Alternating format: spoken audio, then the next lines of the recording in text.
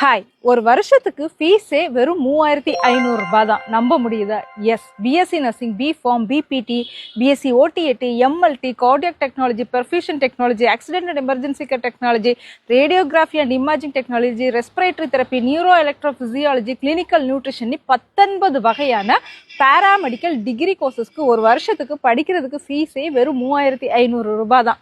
பிரைவேட்ல எவ்வளவு ஃபீஸ் வரும் அப்படிங்கிறத நீங்களே யோசித்து பாருங்க. அதே மாதிரி DPharm, diploma in pharmacy, DMLT, accident and emergency care டெக்னீஷியன்ல உள்ள diploma course, dental mechanic, dental hygienic, ECG technician, pump technician, radiographer, இந்த மாதிரி 25 வகையான பேராமெடிக்கல் டிப்ளமோ கோர்சஸ்க்கு வெறும் ஃபீஸ் வந்து 1500 ரூபாய் தான்.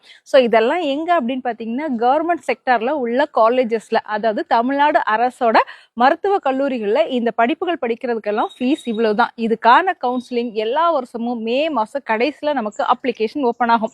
நிறைய பேருக்கு இது தெரியவே செய்யாது, அப்ளிகேஷன் போடவே மாட்டாங்க. எப்பவுமே கவர்மெண்ட்டுக்கு வரக்கூடிய அப்ளிகேஷன் பார்த்தீங்கன்னா ரொம்ப கம்மியாக தான் இருக்கும்.